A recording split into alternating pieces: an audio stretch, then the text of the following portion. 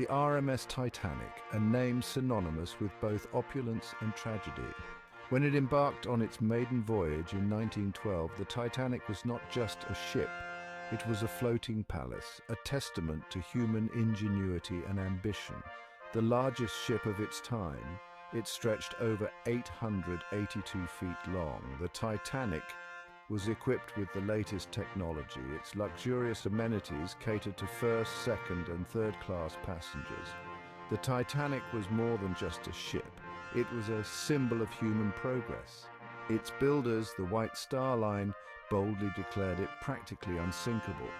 This claim, based on the ship's advanced design and safety features, instilled a sense of confidence in passengers and crew alike. The story of the Titanic is a reminder that even the grandest creations are not invincible. On April 10, 1912, the Titanic departed Southampton, England, on its maiden voyage to New York City. Excitement filled the air as passengers and crew bid farewell to the bustling port.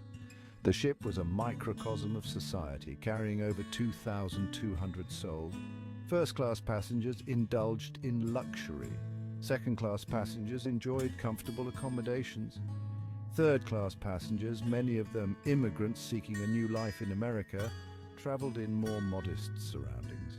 The first few days of the journey were uneventful. The Atlantic was unusually calm, its surface a mirror reflecting the clear sky above. Passengers settled into their routines, enjoying the ship's many amenities. First-class passengers dined on gourmet meals, they danced to live music. They socialized on the promenade deck. Unbeknownst to those aboard, however, danger lurked beneath the serene surface of the Atlantic. As the Titanic steamed westward, the temperature dropped, signaling the ship's entry into iceberg-infested waters. Warnings from other ships became more frequent. These warnings detailed the presence of large ice fields in the Titanic's path. Tragically, however, not all of these warnings reached the bridge. Some were overlooked amidst the flurry of messages. Others were deliberately suppressed as the crew was reluctant to disrupt the Titanic's smooth sailing. On the fateful night of April 14, 1912, the Titanic continued its journey at near full speed, despite the known risks. The sea was calm, the stars bright overhead. The lack of wind made it difficult to spot icebergs, as the absence of crashing waves against their base made them nearly invisible. Lookouts, posted in the crow's nest, scanned the horizon with binoculars. At 11:40 p.m., lookout Frederick Fleet spotted something looming in the darkness. The impact, though it felt slight to many passengers, was fatal. The iceberg, its jagged edge hidden beneath the waterline, tore a series of gashes in the Titanic's hull. Watertight compartments designed to contain flooding were breached beyond their capacity. As water poured in, the ship began to list slowly to starboard. On the bridge, Captain Smith and his officers struggled to comprehend the severity of the situation. Below deck, the impact jarred passengers awake. Confusion reigned as people stumbled out of their cabins to investigate the commotion. Water began to seep into the lower decks, confirming their worst fears. The unsinkable Titanic was sinking. As the gravity of the situation became apparent, panic began to set in. The initial moments after the collision were a blur of confusion and disbelief. Many passengers, accustomed to the luxurious surroundings of the Titanic, dismissed the impact as a minor incident. On the upper decks, some passengers felt a slight jolt, but were unaware of the danger. Music continued to play in the first-class lounge, providing a surreal soundtrack to the unfolding disaster. However, as the reality of the situation sunk in, panic began to spread. The ship's crew, struggling to maintain order, began to herd passengers towards the lifeboats. The women and children first protocol, while intended to prioritize the most vulnerable, added to the chaos. Families were separated, and men were forced to bid farewell to their loved ones, uncertain if they would ever see them again. The first lifeboats were lowered only partially full. Many passengers, reluctant to leave the perceived safety of the ship, refused to board. The evacuation of the Titanic was a chaotic and heartbreaking affair. The women and children first protocol, while well-intentioned, led to scenes of unimaginable anguish. Families were torn apart as mothers were forced to make the impossible decision of leaving their husbands and sons behind. The cries of children separated from their parents echoed across the decks, adding to the sense of panic and despair. The crew, facing a situation for which they were ill-prepared, struggled to maintain order. Lifeboats designed to carry over 60 people were often lowered with only a fraction of their capacity filled. Some passengers, fearing the unknown darkness of the open ocean, refused to board.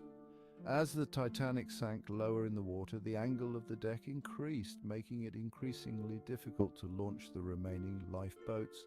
The band, in a final act of courage and compassion, continued to play their music, a source of comfort and solace amidst the chaos.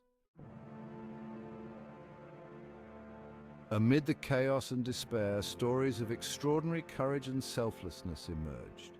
The crew of the Titanic, facing their own mortality, worked tirelessly to save as many lives as possible. Wireless operators Jack Phillips and Harold Bride continued to send distress signals until the very last moment, their heroic efforts ensuring that the Carpathia, a nearby ship, would come to the rescue. Captain Edward Smith, realizing the gravity of the situation, stoically went down with his ship, his final act, a testament to his duty and honor. The band, led by Wallace Hartley, continued to play their music, a source of comfort and hope to those facing their final moments. Passengers, too, displayed remarkable courage and compassion. Isidore and Ida Strauss, an elderly couple, chose to face death together, their love story a testament to the enduring power of human connection. As the Titanic sank beneath the waves, those in the lifeboats faced a new set of horrors. The icy waters of the North Atlantic, the cries of those lost in the darkness, and the agonizing wait for rescue tested their limits of human endurance. Many huddled together for warmth, their prayers for deliverance whispered into the cold night air.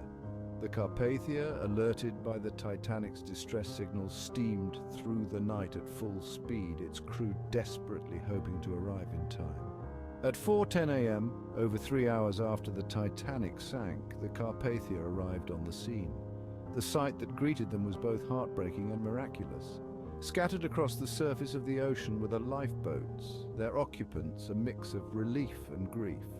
The Carpathia's crew worked tirelessly to pull the survivors aboard, providing them with food, blankets, and medical attention. The unsinkable Titanic was gone, taking with it over 1,500 souls. The news of the Titanic's sinking sent shockwaves across the globe. Newspapers rushed to publish accounts of the disaster, their headlines conveying the unimaginable loss of life. Crowds gathered outside newspaper offices and at telegraph stations, desperate for any scrap of information about loved ones who had been aboard the ill-fated ship. The disaster transcended geographical boundaries, uniting people in grief and disbelief. In New York City, where the Titanic was scheduled to arrive, throngs of people gathered at the docks, their hopes dwindling with each passing hour. The world mourned the loss of life, the scale of the tragedy difficult to comprehend. The disaster highlighted the power of radio as wireless messages relayed news of the sinking to a stunned world. In the aftermath of the disaster, investigations were launched on both sides of the Atlantic to determine the cause of the sinking and to prevent future tragedies. The inquiries revealed a series of contributing factors, including excessive speed, inadequate lifeboats, and a lack of proper safety procedures. The sinking of the Titanic led to significant changes in maritime safety regulations. The International Convention for the Safety of Life at Sea, known as SOLAS, was established in 1914, mandating stricter safety requirements for ships, including the provision of enough lifeboats for all passengers and crew, mandatory lifeboat drills, and the establishment of a 24-hour radio watch. The Titanic disaster also had a profound impact on the public consciousness. The tragedy served as a stark reminder of the power of nature and the fragility of human life. The story of the Titanic continues to captivate and haunt us over a century after its sinking. The tragedy serves as a poignant reminder of the human cost of hubris and the importance of learning from past mistakes. The wreckage of the Titanic, discovered in 1985, stands as a solemn memorial to those who lost their lives. The Titanic's story has been told and retold through books, films, and documentaries, ensuring that the lessons learned from the disaster are not forgotten. Museums and exhibitions dedicated to the Titanic preserve artifacts and personal stories, keeping the memory of the passengers and crew alive for future generations. The sinking of the Titanic remains one of the deadliest maritime disasters in history, its legacy forever etched in our collective memory. The Titanic story, a tale of both triumph and tragedy, serves as a timeless reminder of the enduring power of the human spirit, both in life and in death.